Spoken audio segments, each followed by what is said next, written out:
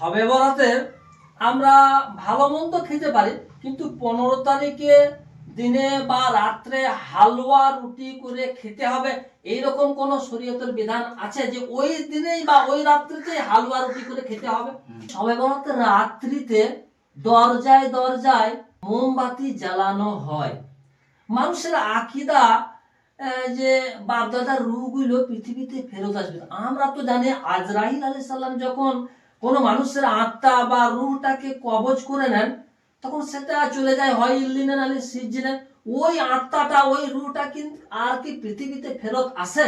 এই শবে বরাতে কি আল্লাহর নবী সাল্লাল্লাহু আলাইহি ওয়াসাল্লাম এই 15 তারিখে কি রোজা রাখতে বলেছেন? আসসালামু আলাইকুম ওয়া রাহমাতুল্লাহি ওয়া বারাকাতুহু। পেয়ে গেছি মাওলানা রফিকুল ইসলাম গাঙ্গুহি সাহেবকে। ওনার কাছে আমার প্রশ্ন, প্রথমে আসসালামু আলাইকুম। ওয়া আলাইকুম আসসালাম ওয়া রাহমাতুল্লাহি ওয়া বারাকাতুহু। আপনার কাছে প্রথম প্রশ্ন, এই যে শবে বরাত, এই শবে বরাতে কি আল্লাহর নবী সাল্লাল্লাহু আলাইহি ওয়াসাল্লাম এই 15 তারিখে কি রোজা রাখতে বলেছেন? আয়েশা রাদিয়াল্লাহু তাআলা আনহা তিনি একটা হাদিসে বর্ণনা করছেন যে আল্লাহর নবী সাল্লাল্লাহু আলাইহি সাল্লাম রমজান মাসে যে রোজা রাখতেন, তারপরে অন্যান্য মাসে তিনি অধিক পরিমাণে রোজা রাখতেন, সেটা হচ্ছে শাবান মাস। অর্থাৎ শাবান মাসে আল্লাহর নবী সাল্লাল্লাহু আলাইহি সাল্লাম এক থেকে নিয়ে গোটা মাসটা রোজা রাখতেন। শাবান মাসে যদি বেশি রোজা রাখা হয়, হ্যাঁ, নেকি পাওয়া যাবে।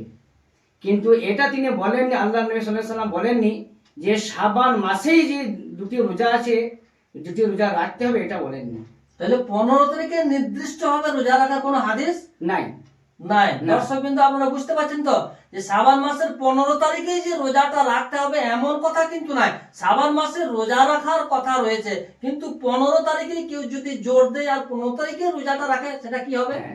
কেউ যদি 15 তারিখে রোজা রাখে, কিন্তু রোজাটা হয়ে যাবে, সওয়াব পাবে, সওয়াব পাবে পাবে পাবে। আর দ্বিতীয় নম্বর প্রশ্ন, যে শবে বরাতের রাত্রিতে দরজায় দরজায় মোমবাতি জ্বালানো হয়। মানুষের আকীদা যে বাপদাদার রূহগুলো পৃথিবীতে ফেরত আসবে। আমরা তো জানি আজরাইল আলাইহিস সালাম যখন কোনো মানুষের আত্মা বা রূহটাকে কবজ করে নেন, তখন সেটা চলে যায় হয় ইল্লিনে নাহলে সিজ্জিনে। ওই আত্মাটা, ওই রূহটা কিন্তু আর কি পৃথিবীতে ফেরত আসে? এটা এইগুলো একটা হাসানোর বটে, বুঝতে পেরেছেন? এমন একটা প্রশ্ন করলেন, সে প্রশ্নটা হাসিও আসছে। যা হোক, এটা অনেক মানুষের আকীদা, খাস করে অনেক মহিলাদের বেশি আকীদা, যে মানুষের আত্মা আবার রূহ প্রত্যেকটা বাড়িতে বাড়িতে ফিরে আসে।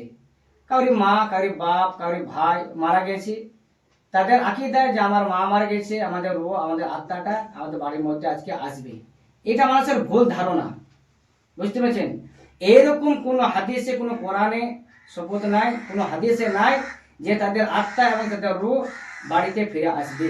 কেননা মানুষের যখন মৃত্যু হয়, কবরের মধ্যে যখন চলে যায়, তাদের দুটো ঠিকানা, যদি বদকার হয়, যদি গুনাহগার হয়, যদি কোনো বান্দা যদি বদকার বান্দা যদি হয়, বলা হয়েছে তাদের যদি প্রশ্ন যখন করা হবে, রব সম্পর্কে, দিন সম্পর্কে, নবী সম্পর্কে যখন জিজ্ঞাসা করা হবে, তখন তারা উত্তর দিতে পারবে না। আর যখন উত্তর দিতে পারবে না, তখন দুটো ফেরেশতা তাকে সে কবরটাকে এমন সংকীর্ণ করা হবে, বলা হয়েছে ডান দিকের পাঁজর, বাম দিকের পাঁজর একদম চিপটিয়ে লেগে যাবে, বুঝতে পারলেন? তখন তাদের দিকে তখন কিয়ামত পর্যন্ত ওরকম শাস্তি দিতে থাকবে। তখন তাদের আত্মা, তাদের রূহ বেরোবার কোনো অবকাশ থাকবে না, যেহেতু তাদের ফেরেশতা আটকে থাকবে, বুঝতে পারলেন? আর কোনো বান্দা যদি নেককার, জিন্দা, পরেজগার যদি হয়, তাদের রব সম্পর্কে জিজ্ঞাসা করা হবে, তারা পটপটে উত্তর দিয়ে দিবে। আর যখন উত্তর দিয়ে দিবে, তাদের কবরকে নূরে নূরান্বিত করে দেওয়া হবে এবং তাদের কবর মধ্যে তাদের কি করা হবে? শুইয়ে দেওয়া হবে। তারা আরামের মধ্যে, আয়েশের মধ্যে তারা ঘুমিয়ে পড়বে। তারা একদম কিয়ামত পর্যন্ত ঘুমিয়ে পড়বে। তারা দুনিয়া তার ফিরে আসবে না। তারা বলবে, হ্যাঁ আমরা দুনিয়াতে আমরা একবার যাই, তোমার আত্মীয় সঙ্গে দেখা করে আসি, ফেরেশতা বলবে না তোমাদের আর যাওয়া হবে না, হ্যাঁ যাওয়ার কোনো দরকার নেই, তোমার আরাম আয়েশার মধ্যে থাকো তোমরা এখানে। তাহলে এই হাদিস থেকে বোঝা যাচ্ছে কোনো রূহ কোনো আত্মা দুনিয়াতে আর ফিরে আসবে না।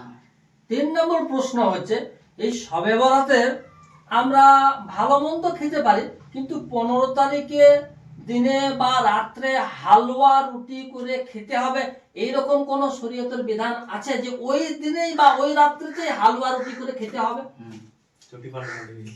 যে আমাদের প্রচলন আছে যে শবে বারাতে 15 তারিখে অনেকের বাড়িতে রুটি হেলুয়া হ্যাঁ আরো কিছু ইত্যাদি ভালো খাবার হয়, এগুলাকে কোনো ধর্ম মনে করে যদি করে, হেলুয়া রুটি কোনো ধর্ম মনে করে যদি করে, এটিকে বলা হচ্ছে বেদাত।